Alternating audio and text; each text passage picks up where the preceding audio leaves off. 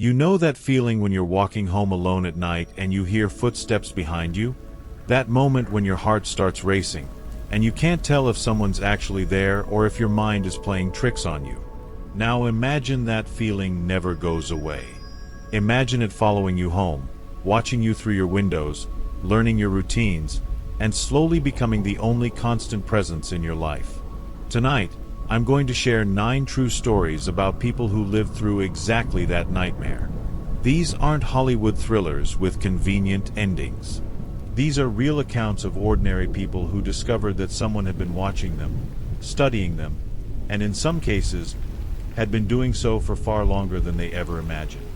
Before we begin, ask yourself this: how well do you really know who's watching you right now? Have you checked your windows lately? What about that car that's been parked on your street for the past few days? Keep those thoughts in mind, because after tonight, you might find yourself checking over your shoulder more often than you'd like. The first story takes us to Seattle, Washington, in the winter of 2016. Sarah Chen was a 28-year-old graphic designer who lived alone in a small studio apartment in the Capitol Hill neighborhood. She worked from home most days, which meant she spent a lot of time in her apartment, usually alone with her laptop and her cat, Machi. Sarah was the kind of person who valued her privacy and routine. She liked the predictability of her life, the comfort of knowing exactly what each day would bring. But that comfort was about to be shattered in the most disturbing way possible.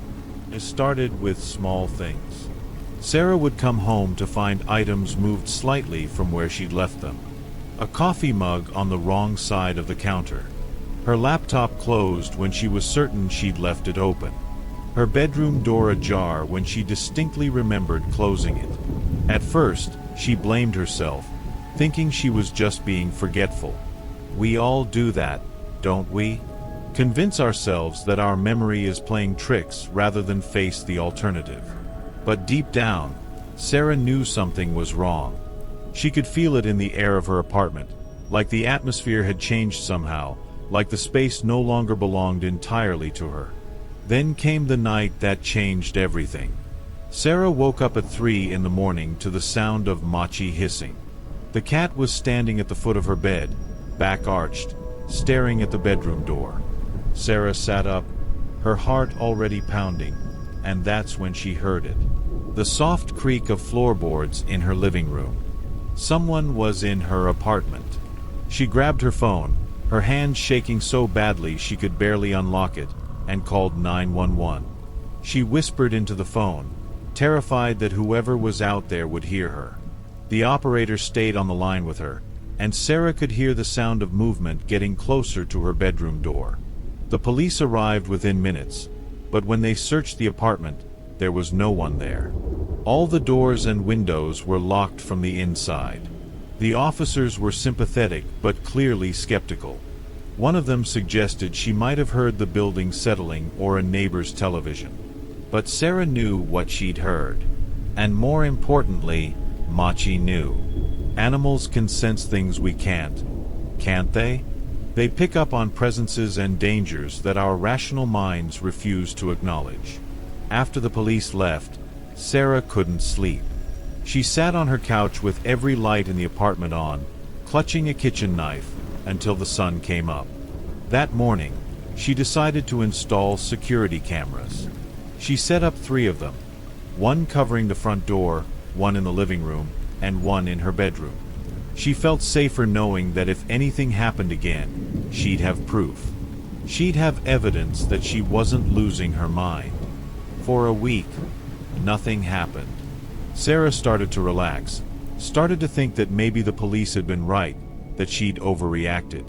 But then she decided to review the footage from the past week, just to be thorough. What she found made her blood run cold. Every night, at exactly 3:15 in the morning, her bedroom door would slowly open. And standing in the doorway, barely visible in the darkness, was a figure. A person. Just standing there, watching her sleep.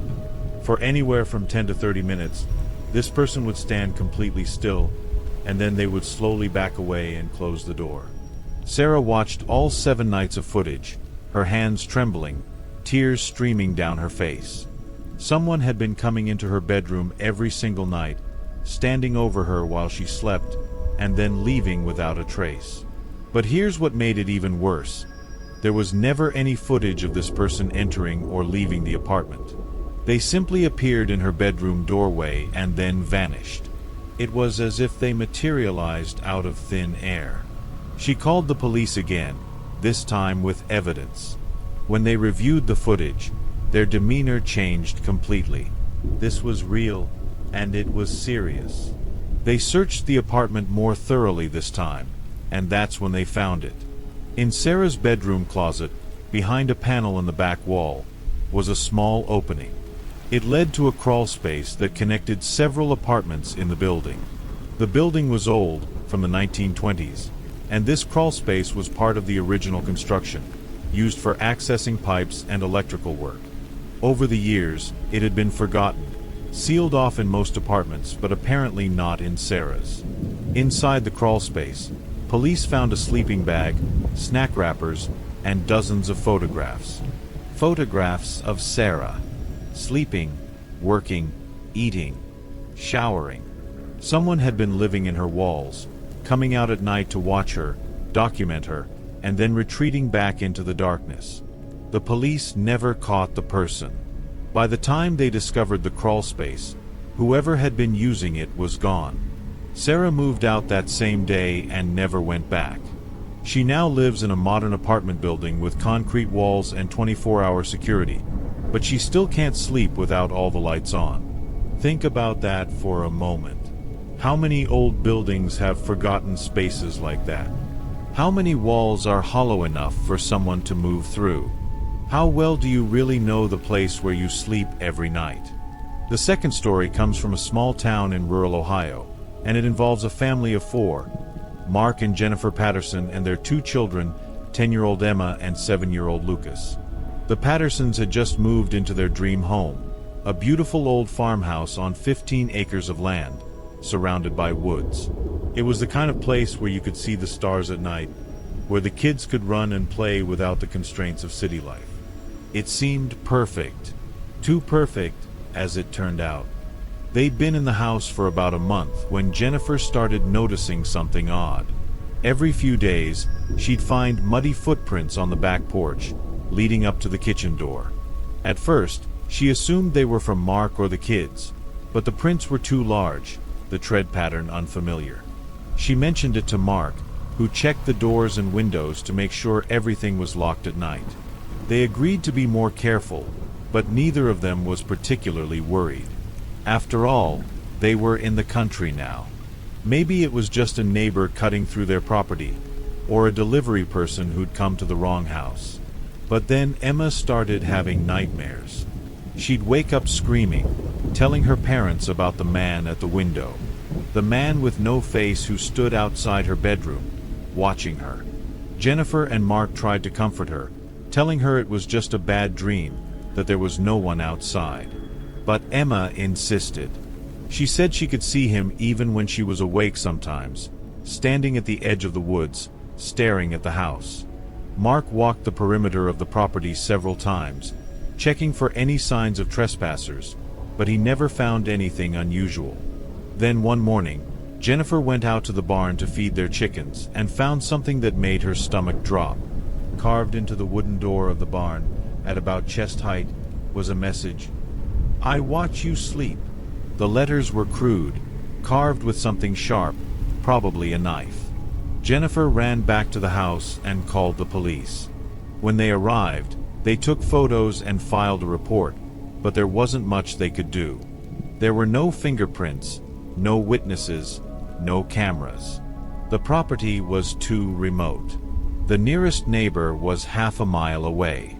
The officer who took the report suggested they install security cameras and keep their doors locked, which was exactly what they'd already been doing. Mark installed motion sensor lights around the house and set up trail cameras in the woods, the kind hunters use to track deer. He figured if someone was coming onto their property, the cameras would catch them. And catch them they did. Over the next 2 weeks, the cameras captured dozens of images of a man. He wore dark clothing and a ski mask, and he would appear at different locations around the property, always at night, always facing the house. In some images, he was standing at the edge of the tree line. In others, he was closer, sometimes just feet away from the windows. In one particularly disturbing photo, he was standing directly in front of Emma's bedroom window, his masked face pressed against the glass. The police were called again, and this time they took it much more seriously. They increased patrols in the area and advised the Pattersons to stay somewhere else until the situation was resolved. But Mark refused to leave. This was his home, his family's home, and he wasn't going to let some psychopath drive them away. He bought a shotgun and started staying up at night, watching through the windows, waiting for the stalker to appear. Jennifer wanted to leave, wanted to pack up the kids and go stay with her parents in Cleveland, but Mark convinced her they'd be safe. He promised he'd protect them. 3 nights later, Mark was sitting in the dark living room, shotgun across his lap, when he heard something. A scratching sound, like fingernails on wood, coming from the front door. He stood up slowly, his heart pounding, and approached the door. The scratching stopped. He waited, barely breathing, and then he heard it again, this time from the kitchen. He moved toward the sound, and that's when he saw it. A face in the window. The man was right there, inches away from the glass, staring at him. Mark raised the shotgun and the face disappeared. He ran outside, screaming, firing a shot into the air, but there was no one there. Just the empty darkness and the sound of his own ragged breathing. The next morning, Jennifer found something on the front porch. It was a box, wrapped in brown paper. Inside was a collection of items that made her knees go weak. There were strands of Emma's hair, tied with a ribbon. One of Lucas's toy cars, the one he'd been looking for all week. A photograph of Jennifer hanging laundry, taken from somewhere in the woods. And a note that simply said, "You can't stop me." That was enough. The Pattersons left that day and never went back. They abandoned the farmhouse, their dream home, and moved into a small apartment in Columbus. The police continued to investigate, but they never identified the stalker. The case remains open to this day. Here's what's truly terrifying, though. About 6 months after the Pattersons left, a new family moved into the farmhouse. Within weeks, they reported the same thing. Footprints on the porch. A figure in the woods. Strange noises at night. They left too. The house has been empty ever since. Some people say the stalker is still there, still watching, still waiting for someone to move in. Our third story takes us to a college campus in Austin, Texas. 21-year-old Melissa Rodriguez was a junior studying psychology. She lived in an off-campus apartment with 2 roommates, both of whom she'd known since freshman year. Melissa was outgoing and social, the kind of person who had a wide circle of friends and an active presence on social media. She posted regularly on various platforms, sharing photos of her daily life, her thoughts, her favorite coffee shops, the books she was reading. It was all harmless, or so she thought. It started with messages. At first, they seemed like normal comments from a fan or an admirer.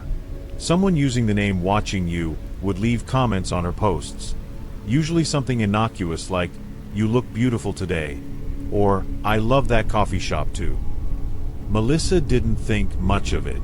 Social media was full of strangers saying strange things. But then the messages became more specific, more personal. "I liked the blue shirt you wore yesterday better than the one you're wearing today. You seemed sad when you left your apartment this morning. Are you okay? I noticed you've been going to the library more often. Working on a big project." These messages made it clear that whoever this person was, they weren't just seeing her posts online. They were seeing her in real life. They were following her, tracking her movements, watching her in person. Melissa blocked the account, but new accounts would appear, always with variations of the same name. Watching you always, always watching you, I can't stop watching. The messages continued, growing more frequent and more invasive. Then the gifts started arriving. They'd be left at her apartment door, always when no one was home. A bouquet of flowers with no card. A book she'd mentioned wanting to read in a private conversation with a friend. A necklace that was exactly her style. Each gift felt like a violation, proof that this person knew her, understood her, had access to information about her life that should have been private. Melissa went to the campus police, who took a report but said there wasn't much they could do unless the person made a direct threat. They advised her to document everything and to be careful about what she posted online. Melissa stopped posting on social media altogether. She changed her routines, took different routes to class, started looking over her shoulder constantly. But the messages didn't stop. If anything, they became more frequent. I miss seeing your posts. Why are you hiding from me? I know you're scared, but you don't need to be. I would never hurt you. I love you. That word, love, coming from a complete stranger who'd been following her, watching her, invading her privacy, made Melissa feel physically ill. One night, Melissa was studying late in her apartment. Her roommates were both out, and she was alone. Around midnight, her phone buzzed. Another message, "You look so beautiful when you're concentrating. I love watching you work." Melissa felt ice run through her veins. She was inside her apartment. How could this person see her? She ran to the windows and pulled all the curtains closed, her hands shaking. Then she searched every room, checking closets and under beds, making sure she was truly alone. She found nothing, but the message had been clear. Somehow, this person could see inside her apartment. The next day, Melissa hired a private investigator, using money she'd been saving for spring break. The investigator swept her apartment for hidden cameras and found 3 of them. One in the living room, hidden in a smoke detector. One in her bedroom, tucked into a bookshelf. And one in the bathroom, concealed in a vent. Someone had been inside her apartment, had installed these cameras, and had been watching her most intimate moments for who knows how long. The investigator traced the signal from the cameras and found that the feed was being transmitted to an IP address associated with a building just 2 blocks away. Police raided the apartment and found a 29-year-old man named Derek Hutchins. His apartment was covered wall-to-wall with photos of Melissa. Hundreds of them, maybe thousands, creating a collage that covered every surface.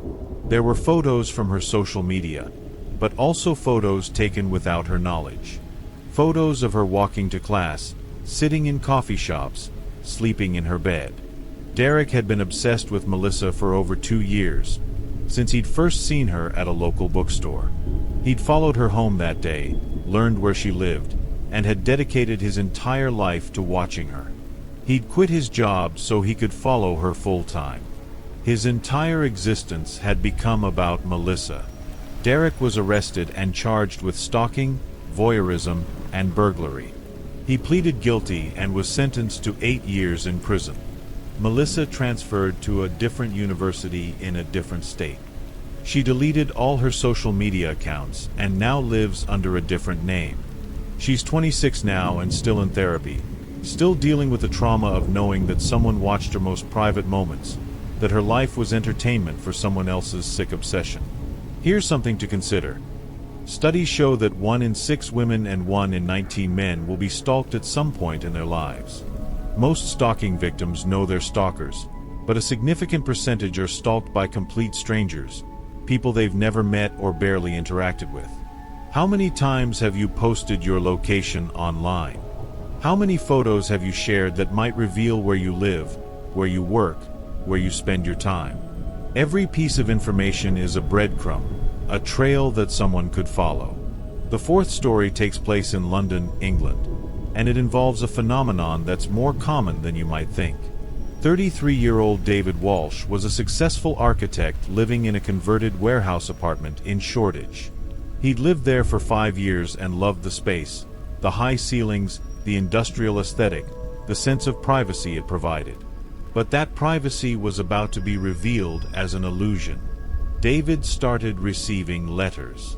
Not emails or text messages, but actual physical letters, delivered through his mail slot. They were handwritten on expensive stationery and signed only with the initial M.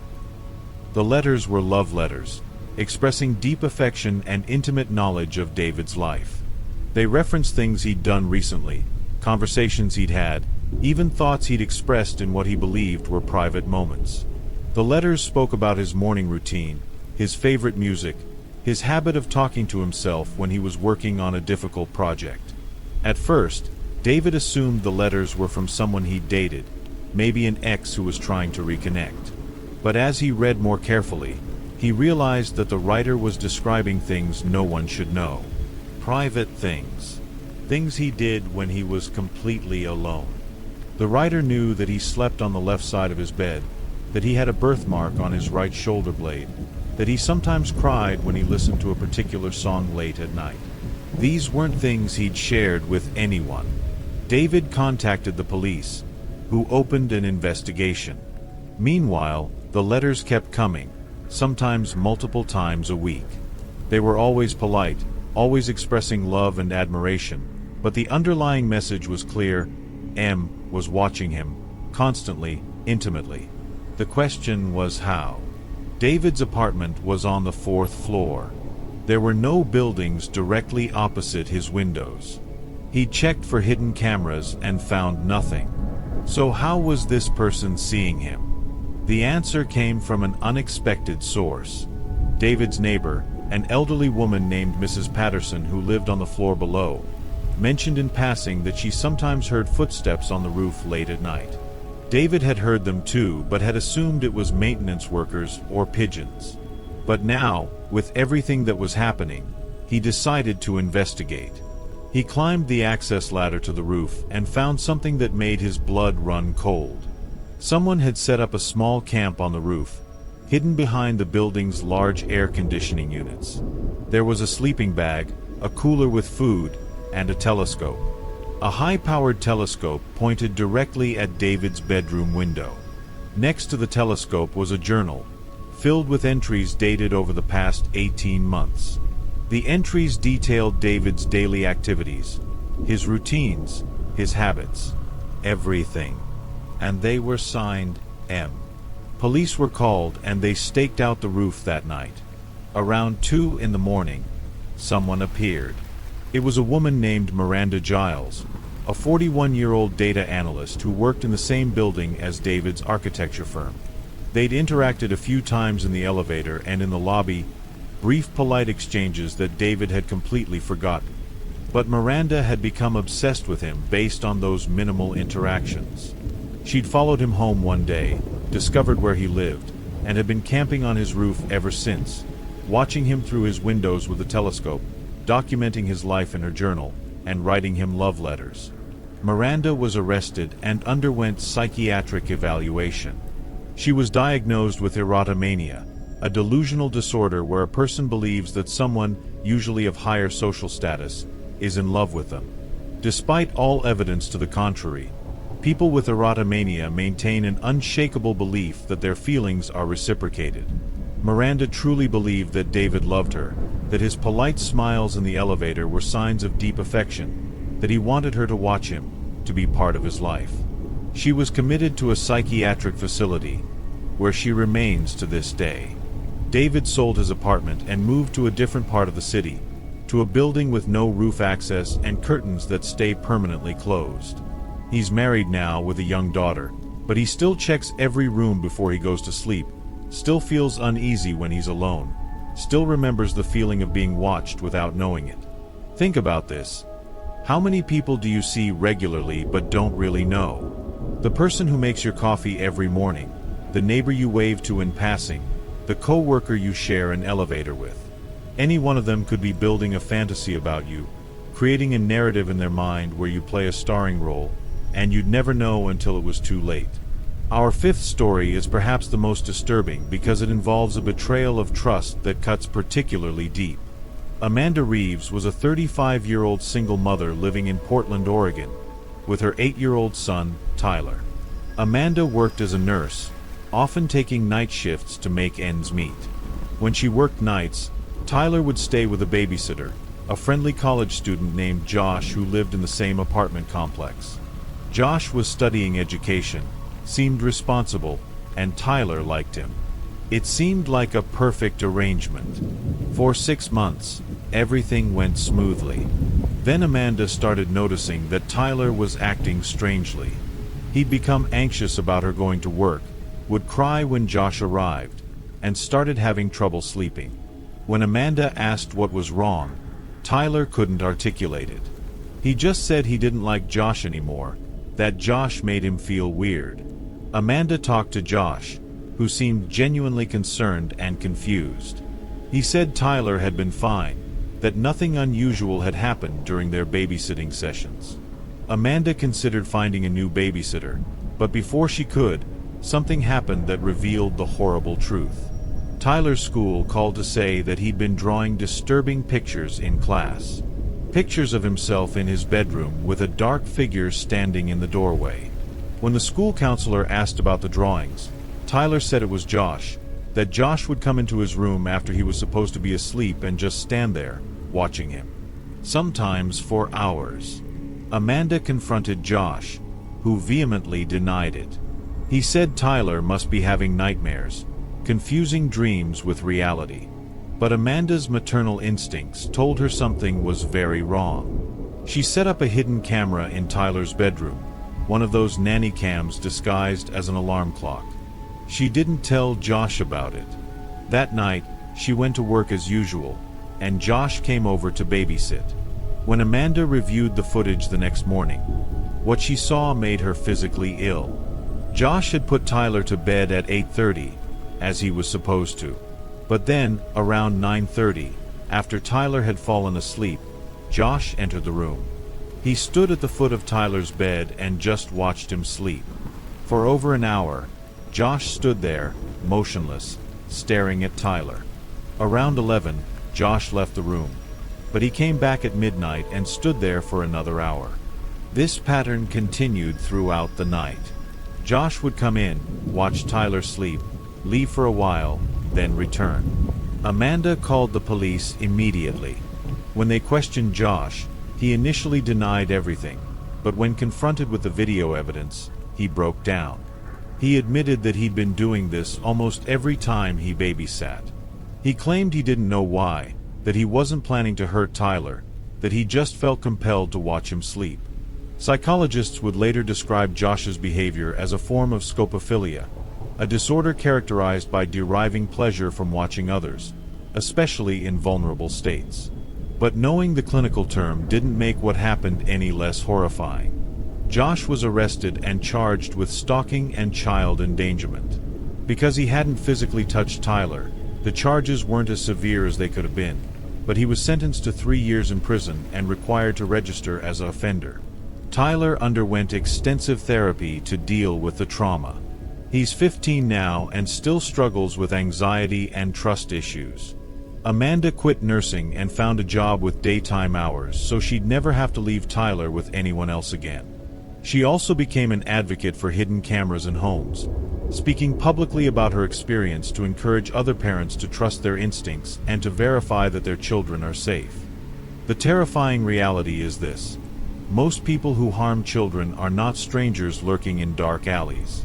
They're people we know, people we trust, people we invite into our homes. Coaches, teachers, family members, babysitters. The monsters aren't always obviously monstrous. Sometimes they look friendly and helpful. Sometimes they study education and seem perfect for watching your kids. How well do you really know the people you trust with your children? Have you verified their backgrounds? Have you considered that someone's outward presentation might be hiding something dark underneath? The sixth story brings us back to the digital realm, but with a twist that makes modern technology feel even more invasive than it already is. 30-year-old Rebecca Tanaka lived in San Francisco and worked as a software engineer for a major tech company. She was tech-savvy, careful about her online privacy, used strong passwords, enabled two-factor authentication on all her accounts. She thought she was doing everything right. But technology has vulnerabilities that even experts don't always anticipate. Rebecca started receiving emails that contained information no one should have. Photos of her that she'd never posted online. Screenshots of private conversations. Details about her financial accounts. At first, she thought she'd been hacked, so she changed all her passwords, ran security scans on all her devices, and even got a new phone. But the emails continued. Whoever was sending them had access to everything. Her emails, her text messages, her photos, her location data. Everything. The sender, who used various anonymous email addresses, would send her messages describing what she was doing in real time. I see you're at the coffee shop on Market Street. You ordered a latte. You're wearing that blue dress I like. These messages would come throughout the day, proving that this person was tracking her constantly, knew her location at all times, could access her devices remotely. Rebecca felt like she was living in a glass house, with no privacy, no security, no way to hide. She went to both the police and her company's cybersecurity team. What they discovered was chilling and highly sophisticated. Someone had installed a rootkit on her phone, a type of malware that operates at such a deep level in the device's operating system that it's nearly invisible and almost impossible to remove. This rootkit gave the attacker complete access to everything on her phone. Her camera, her microphone, her location, all her data. They could see everything she saw, hear everything she said, track everywhere she went. And because the malware was so sophisticated, Rebecca's security scans hadn't detected it. But here's where it gets even worse. The cybersecurity team traced the malware back to its source and discovered that it had been installed remotely through a vulnerability in a popular messaging app. The person who installed it was someone Rebecca knew professionally. His name was Martin Chezik, and he worked in the IT department at her company. Martin had specialized knowledge of mobile security and had used that knowledge to exploit a zero-day vulnerability, a security flaw that even the app developers didn't know existed. He'd sent Rebecca what looked like an innocent message through the app, and when she opened it, the malware installed itself automatically, giving Martin complete access to her digital life. Martin had been monitoring Rebecca for almost a year. He'd watched her through her camera, listened to her conversations through her microphone, read every text message and email, tracked her location constantly. He'd compiled thousands of photos and videos of her, many taken through her phone's camera when she thought it was off. He'd built a comprehensive database of her life, documenting her routines, her relationships, her thoughts, her fears, everything. And he'd done it all remotely, without ever being physically near her, without her having any idea it was happening. When police raided Martin's apartment, they found a setup that looked like a surveillance command center. Multiple monitors displayed feeds from Rebecca's devices. Hard drives contained terabytes of data about her. Walls were covered with printed photos. Martin had been so obsessed with Rebecca that his entire apartment, his entire life, had become a shrine to monitoring her. He'd quit socializing, stopped seeing his family, devoted every waking moment to watching Rebecca through her devices. Martin was arrested and charged with hacking, stalking, and invasion of privacy. He was sentenced to 15 years in federal prison. Rebecca had to completely abandon her digital life. She got rid of all her devices, created new email accounts, changed her phone number, even changed her name legally. She now works as a consultant teaching people about cybersecurity and privacy, but she refuses to own a smartphone. She uses a basic flip phone with no internet access, no camera, no apps. She covers the webcam on her laptop with tape. She's become a ghost in the digital world, invisible by necessity. The disturbing truth is that our devices, the phones and computers and smart home gadgets that we think make our lives easier, are potential surveillance tools. Every device with a camera or microphone is a potential window into your private life. Every app you download could be a vulnerability. Every message you receive could be a vector for malware. Think about how many internet-connected devices you have in your home right now. Your phone, your laptop, your tablet, your smart TV, your home assistant, your doorbell camera. How many of those devices have cameras or microphones? How many of them could be accessed by someone with the right skills and malicious intent? How would you even know if someone was watching? Our seventh story takes us to a quiet suburban neighborhood in Charlotte, North Carolina. The Hendersons, Bill, 45, and Carol, 42, had lived in the same house for 12 years.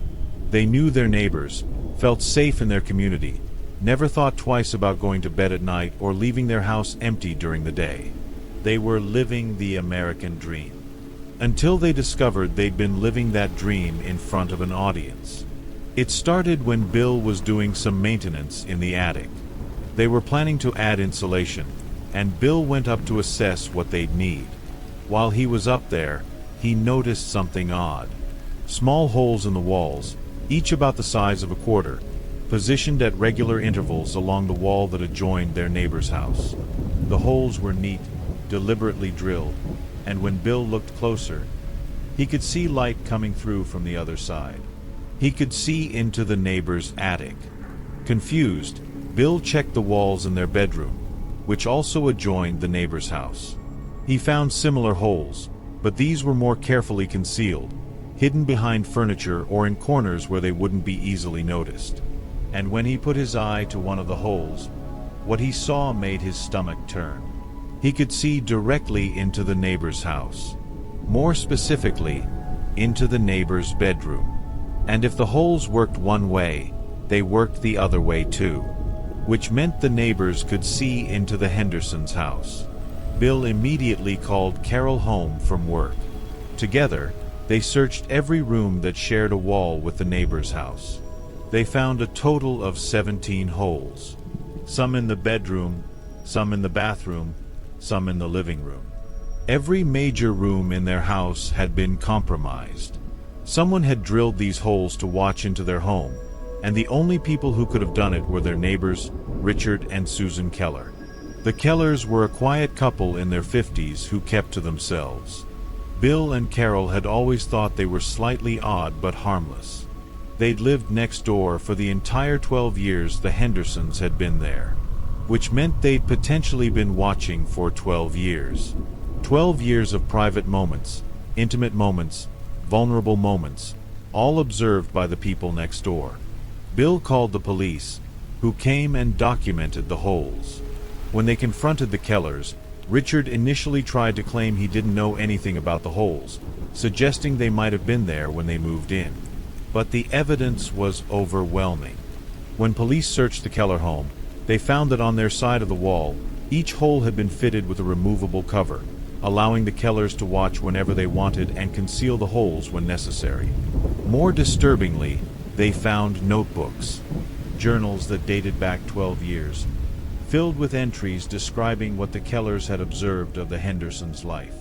What they wore, what they ate, what they watched on TV, their arguments, their intimate moments, everything. The Kellers had been documenting the Hendersons' lives in excruciating detail for over a decade. When questioned, Susan Keller broke down and confessed. She said they'd started watching the Hendersons shortly after the Hendersons moved in. At first, it was just curiosity, boring the first hole just to see what the neighbors were up to. But it became an addiction. The Kellers had become so invested in watching the Hendersons' lives that it became their primary form of entertainment. They would spend hours each day watching, documenting, discussing what they saw. The Hendersons' life had become the Kellers' favorite show, a reality program playing next door. Richard and Susan Keller were charged with stalking and voyeurism. They pleaded guilty and received 5 years of probation and were required to sell their house and move at least 50 miles away. The Hendersons also sold their house. They couldn't stay there knowing that every private moment they'd had for 12 years had been observed and documented. Carol developed severe anxiety and paranoia. Bill became obsessed with checking walls, floors, and ceilings everywhere he went, looking for holes, for vulnerabilities, for eyes that might be watching. They now live in a detached house with no adjoining walls, but they still check regularly for any signs of surveillance. They've installed sound dampening insulation in all the walls. They don't open their curtains during the day. They've created a fortress of privacy because the trust they once had in the safety of their own home, in the basic decency of their neighbors, was shattered irreparably.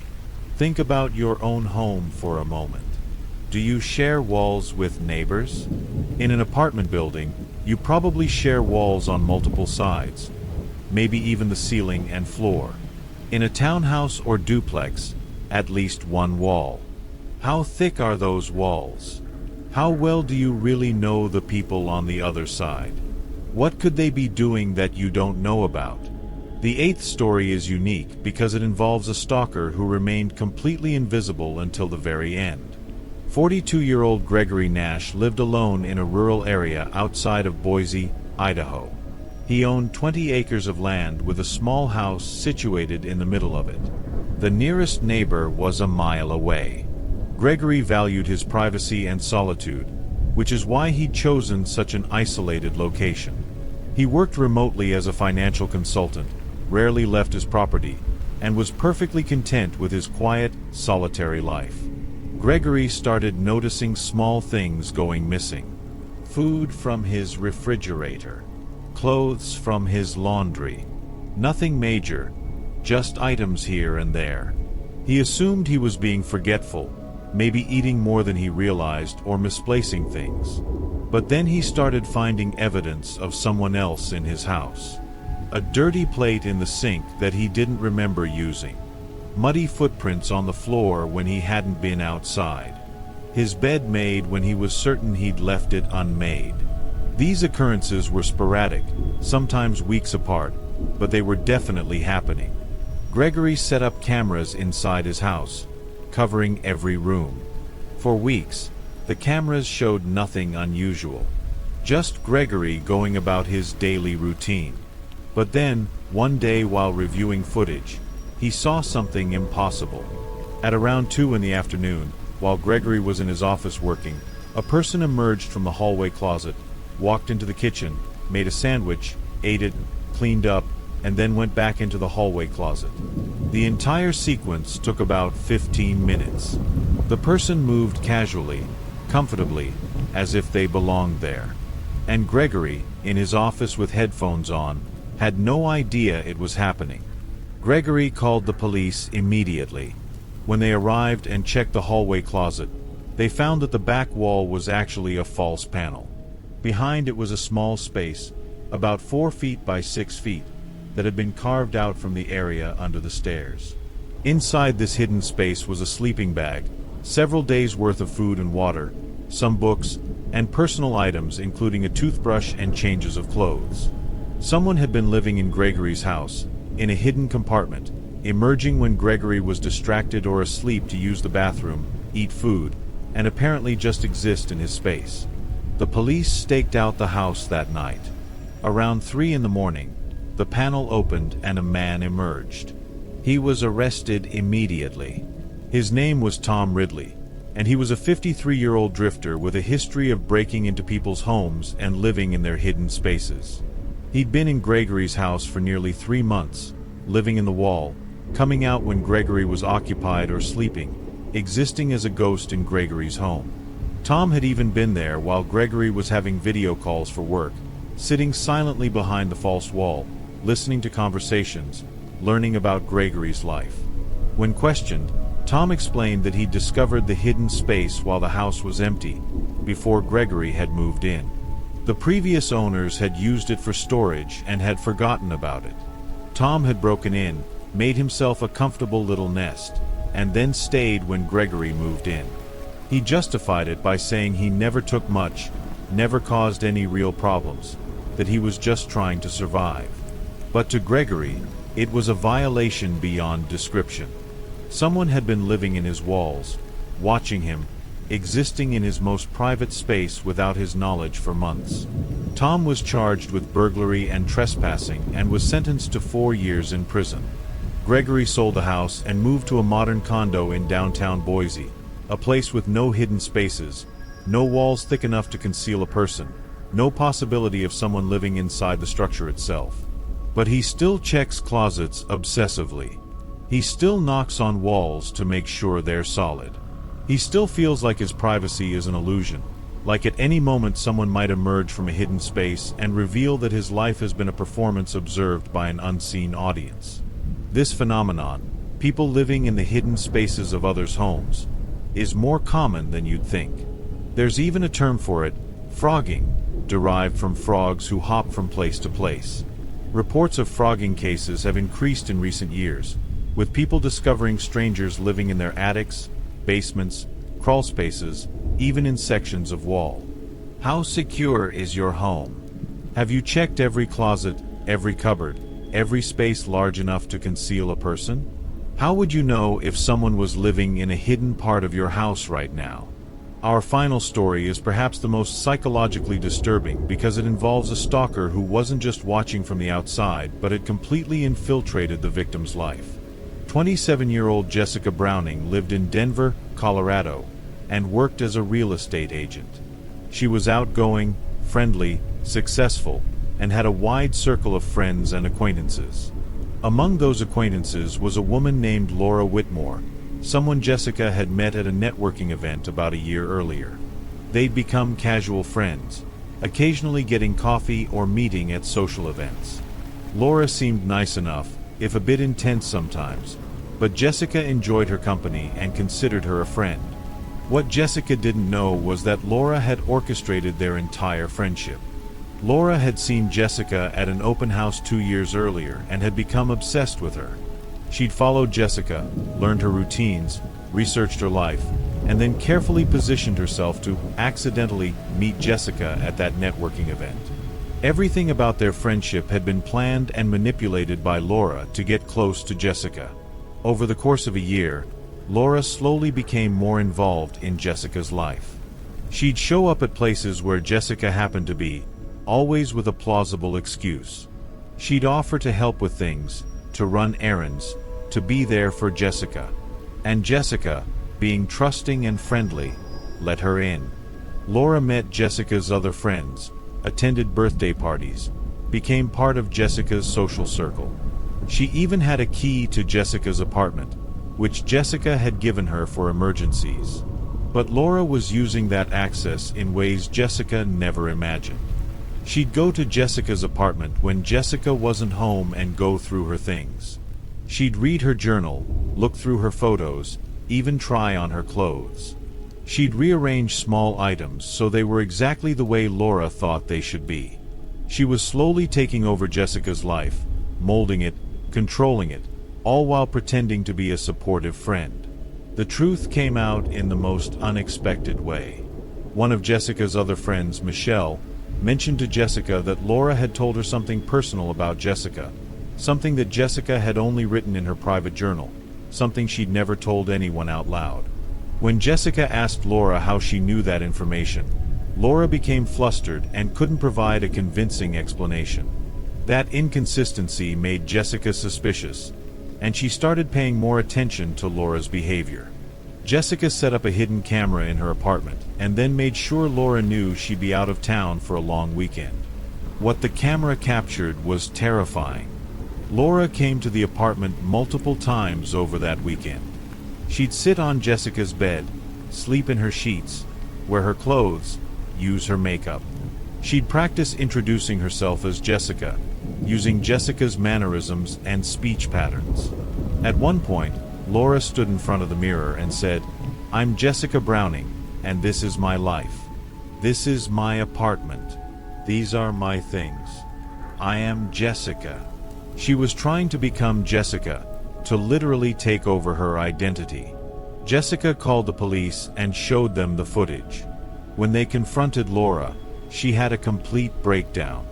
She confessed that she'd been obsessed with Jessica for years, that she wanted to be Jessica, to have Jessica's life, her friends, her success, her happiness. She'd spent the past year trying to insert herself into every aspect of Jessica's existence, learning to mimic her, gradually taking over. Laura was diagnosed with a severe personality disorder and was committed to a psychiatric facility for treatment. Jessica had to completely rebuild her life. She moved to a different city, cut ties with most of her friends from Denver because she couldn't be sure who else Laura might have manipulated or what lies she might have told. She changed her name, deleted her social media presence, became invisible.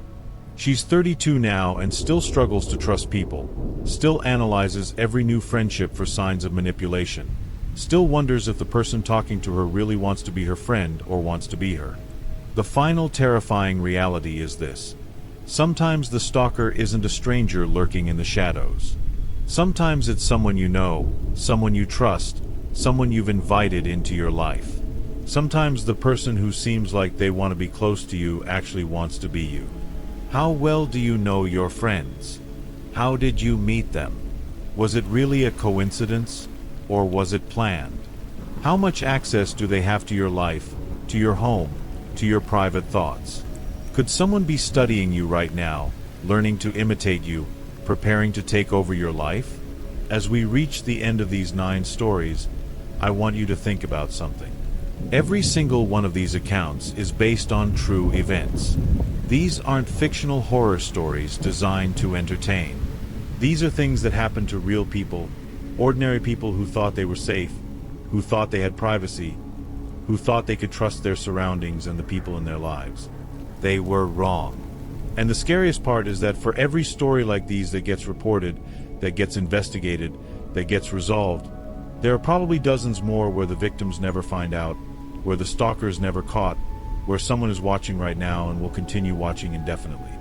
So tonight, when you're home alone, when you're getting ready for bed, when you're in your most private and vulnerable moments, ask yourself, are you really alone? Or is someone watching, documenting, obsessing over you from a hidden space in your walls, through a camera you don't know exists, or from a friendship you thought was genuine? Check your walls for holes. Check your devices for malware.